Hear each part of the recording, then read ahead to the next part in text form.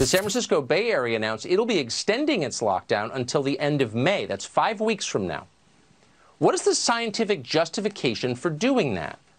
They didn't tell us because there is none. None. What's the scientific justification?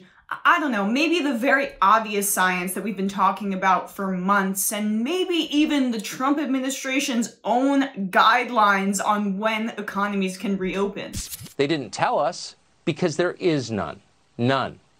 You may remember what they first told us back in February and March. They said, we have to take radical steps in order to, quote, flatten the curve.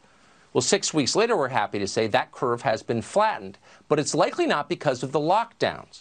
The virus just isn't nearly as deadly as we thought it was. All of us, including on this show, everybody thought it was. But it turned out not to be. Hospitals never collapsed. Outside of a tiny number of places, they never came close to collapsing, at least not from an influx of infected patients. Yeah, we've had some success in flattening the curve because we sheltered in place, and the reason we need to continue doing so is so it doesn't spike again. You know, there are things called waves. We don't just end the virus now. Oh, it's over, we killed it. It's like the Terminator, it can come back. And I don't want to use such a silly analogy to talk about something so serious, but I'm dealing with a silly person.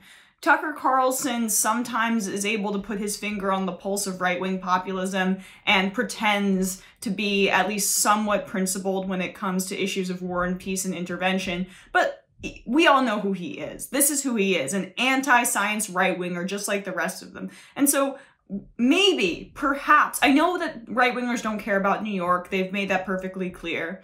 But maybe they will start to care, and this is a very big maybe, once it hits rural areas where experts have predicted it's going to hit very hard because rural hospitals are even less prepared than major New York City hospitals were for this outbreak. So a few weeks ago, the Washington Post did an analysis and the numbers are dire. The Post examined a year-long scenario in which the coronavirus would sicken 20% of US adults and about 20% of those infected would require hospitalization.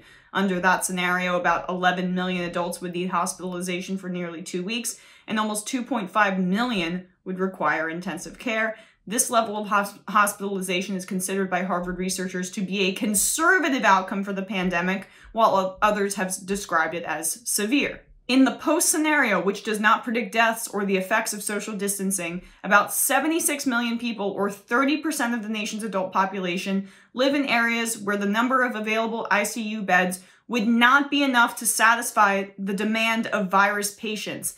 The scenario for ventilator availability is even more dire. Nearly half of the adult population lives in regions where the demand would exceed the supply. Strict adherence to social distancing is likely to reduce those numbers by an unknown amount. So is that enough science for you, Tucker Carlson? I mean, he's not that dumb. He knows that continued social distancing and quarantining would affect the curve. But it's red meat for his audience to dunk on liberal, lefty, LGBTQ San Francisco. Oh, of course. Yeah, look, it bothers me even more when I see him because, I think Sean Hannity's an idiot. Tucker Carlson's more insidious probably because he's actually smarter. And so when he goes back to stuff like this, that's what bothers me even more. And that's why his messaging is more effective than the Hannitys or the Laura Ingrams of the world, because he's able to couch it in sometimes things that make sense, you know? So let's be real. It's obvious. The science is in. Continued social distancing will save lives. We'll continue to see the curve go down, and there's going to be a second wave. We already know this.